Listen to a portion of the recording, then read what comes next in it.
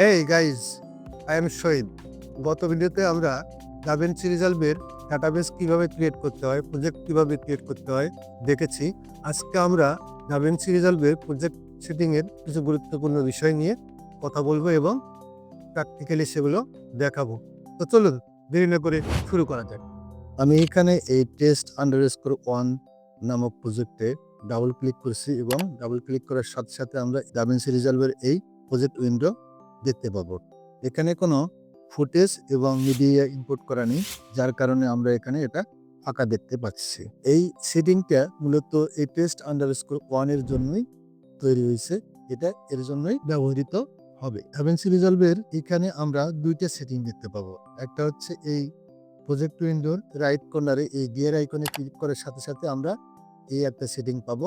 এই সেটিংটা মূলত এই test_1 এই প্রজেক্টের জন্যই তৈরি হয়েছে, অর্থাৎ কিছুক্ষণ আগে যে প্রজেক্টটা আমরা খুললাম সেটার জন্য তৈরি হয়েছে। DaVinci Resolve এর ভিতরে আরেকটা সেটিং আমরা পাবো, সেটা হচ্ছে এটা আমি ক্যান্সেল করছি। ক্যান্সেল করার পর এই প্রজেক্ট উইন্ডোর লেফট আপার কর্নারে DaVinci Resolve যে লেখা আছে এখানে ক্লিক করলে আমরা প্রিফারেন্স পাবো। প্রিফারেন্সে ক্লিক করলে এখানে একটা সেটিং পাবো। এই দুইটা সেটিং নিয়ে আমি কথা বলবো। অনেকেই DaVinci Resolve এর এই সেটিং নিয়ে কনফিউশনে থাকেন এবং এই দুই সেটিং এর পার্থক্য বুঝতে পারেন না, সেজন্য আমি এটা ভালোভাবে এখানে ক্লিয়ার করছি। এখানে বটম রাইট কর্নারে আমরা যে সেটিং দেখতে পাচ্ছি এটা মূলত স্পেসিফিক প্রজেক্ট সেটিং এর জন্য। এটা সেই প্রজেক্ট সেটিং এর জন্য যেটা নিয়ে আমরা বর্তমানে কাজ করছি, অর্থাৎ যেটা বর্তমান ওপেন করেছি। In this case this project, এখানে সব সেটিং আমাদের প্রজেক্টের জন্য, like timeline, resolution, timeline, frame rate ইত্যাদি। অন দ্য আদার সাইড আমাদের প্রিফারেন্স এর ভিতরে যে সেটিং আছে তা স্পেসিফিক সিস্টেম অ্যান্ড হার্ডওয়্যারের জন্য ব্যবহৃত হয়। এই সেটিং প্রিফার করে আমাদের সিস্টেম কনফিগারেশন এর উপর। ফর এক্সাম্পল, মেমোরি কার্ড বা GPU, media storage, third party plugin and project control panels. এটা আমাদের সেই কন্ট্রোল প্যানেল যা কালার গ্রেডিং এর সময় হেল্প করে। এখানে সিস্টেম রিলেটেড আরো সেটিং দেখতে পাবো। জেনারেলি আমাদের DaVinci Resolve কিভাবে কাজ করে এবং এর ইন্টারফেস, লুক অ্যান্ড ফিল কেমন হবে তা এই সেটিং এর উপর ডিপেন্ড করে থাকে। সো এই হলো আমাদের DaVinci Resolve এর দুটি আলাদা সেটিং। এখন আমরা দেখব যে এই দুই সেটিং এর ভিতর যে ইম্পর্টেন্ট কিছু সেটিং আছে তা কিভাবে কাজ করে থাকে। আমি এখানে ওই ইম্পর্টেন্ট সেটিং সম্পর্কে সঠিক ধারণা দিব যা DaVinci Resolve এ কাজ করার জন্য খুবই গুরুত্বপূর্ণ। ফার্স্ট, আমাদের প্রজেক্ট সেটিং, যা আমাদের এই গিয়ার আইকনে ক্লিক করার সাথে সাথে পেয়ে যাব। অলওয়েজ রিমেম্বার দ্যাট আমাদের যে প্রজেক্ট সেটিং ওপেন হয়েছে এটা এই প্রজেক্ট test_1 প্রজেক্টের জন্যই ব্যবহৃত হবে। আপনি এখানে দেখতে পাচ্ছেন প্রজেক্ট সেটিং ফর test_1।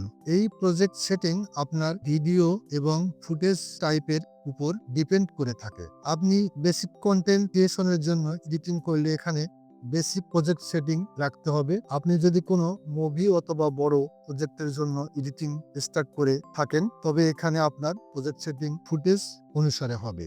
আপনি প্রজেক্ট সেটিং উইন্ডো ওপেন করার সাথে সাথে এখানে আলাদা আলাদা সেটিং আপনাদের নজরে আসবে, যেমন image scaling, colour management, general options ইত্যাদি ইত্যাদি। এখানে আমরা ওই সেটিং সম্পর্কে জানবো যা আমাদের জন্য খুবই important. Under the master setting এখানে আমরা গুরুত্বপূর্ণ কিছু বিষয় দেখব। এখানে পাবো টাইমলাইন রেজুলেশন। প্রজেক্টের জন্য এই রেজুলেশন খুবই গুরুত্বপূর্ণ। আরেকটা পাবো timeline frame rate. Timeline resolution বলতে বোঝাচ্ছে এইটাই, আপনি যখন কোনো ফুটেজ কালেক্ট করবেন, অর্থাৎ কোনো ক্যামেরা দিয়ে যখন শুট করবেন তখন যে আপনার ফুটেজের রেজুলেশন ছিল সেই রেজুলেশন এখানে সেট করতে হবে। আর একটা হচ্ছে টাইমলাইন ফ্রেম রেট। এই টাইমলাইন ফ্রেম রেটটা খুবই গুরুত্বপূর্ণ। আপনি ইচ্ছা করলে এডিটিং স্টার্ট করার পরেও এখানে রেজুলেশন চেঞ্জ করতে পারবেন, বাট আপনি যখন কাজ করতে থাকবেন অর্থাৎ এডিটিং স্টার্ট করবেন তবে এডিটিং স্টার্ট করার পূর্বেই আপনাকে এখানে টাইমলাইন ফ্রেম রেটটা সেট করতে হবে। কারণ টাইমলাইন ফ্রেম রেট সেট করার পর যখন আপনি টাইমলাইনে ফুটেজ বা মিডিয়া ইনপুট করবেন বা প্রেস করবেন তারপর আর এখানে আপনি এই ফ্রেম রেট চেঞ্জ করতে পারবেন না। সেজন্য আমাদের খুবই গুরুত্বের সাথে দেখতে হবে যে এডিটিং স্টার্ট করার পূর্বে আমাদের এখানে টাইমলাইন ফ্রেম রেটটা সেট করতে হবে। অর্থাৎ আমরা কিভাবে আউটপুটটা পেতে চাই, আউটপুটটা আমাদের কি হবে সে অনুযায়ী আমাদের এখানে টাইমলাইন ফ্রেম রেটটা রাখতে হবে এবং ওই টাইমলাইন রেজুলেশনটাও সে অনুযায়ী সেট করতে হবে। এটা এই প্রজেক্ট সেটিং এর জন্য খুবই গুরুত্বপূর্ণ। আমরা এখানে টাইমলাইন রেজুলেশনের সচরাচর এখানে কিছু অপশন আছে, যেমন 23.976 এটা সচরাচর হয়ে থাকে, তবে কোনো কোনো ক্ষেত্রে 24 fps হয়ে থাকে, 25 আছে, 29.97। আমি সচরাচর এখানে 30 fps রেখে থাকি। আপনাদের সবসময় একটা জিনিস খুবই গুরুত্বের সাথে দেখতে হবে যে আমি আউটপুটটা কি চাই, কোন ফ্রেম রেটে আমি আউটপুটটা চাই, সেই আউটপুটের সেটিংটা এখানে আমাকে সেট করতে হবে। অর্থাৎ আউটপুট যে ফ্রেম রেট হবে সেই ফ্রেম রেট অনুযায়ী আমাকে এখানে সাজাইতে হবে। ফর এক্সাম্পল, আপনি ইউটিউবের জন্য যদি কোনো ভিডিও করে থাকেন, সেক্ষেত্রে আপনার এখানে টাইমলাইন রেজুলেশন এখানে 1920x1080 HD রাখতে পারেন। এখানে আপনি আরো অনেকগুলো প্রিসেট পাবেন, দেখতে পাচ্ছেন আপনি এখানে। এটা এডিটিং স্টার্ট করে কাজ করতে করতে নিজে নিজে বাছাই করতে পারবেন। এরপর পাবেন ভিডিও মনিটরিং।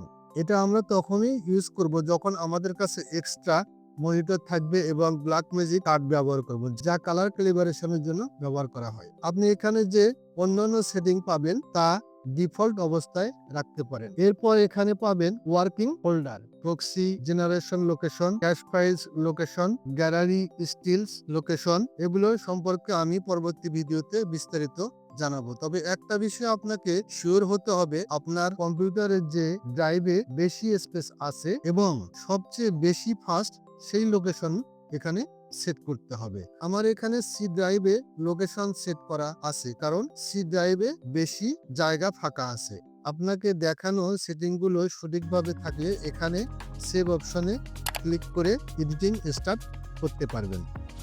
আজকে আমরা দেখলাম দাভিন্সি রিজলভের কিছু গুরুত্বপূর্ণ সেটিংস, যা দাভিন্সি রিজলভে এডিটিং স্টার্টের জন্য এগুলো অবশ্যই আমাদেরকে ভালোভাবে রপ্ত করতে হবে। নেক্সট ভিডিওতে আমরা দাভিন্সি রিজলভের আরও গুরুত্বপূর্ণ কিছু বিষয় নিয়ে কথা বলবো। সে পর্যন্ত ভালো থাকবেন, সুস্থ থাকবেন, এই প্রত্যাশায় বিদায় নিচ্ছি এখানে। আল্লাহ হাফেজ।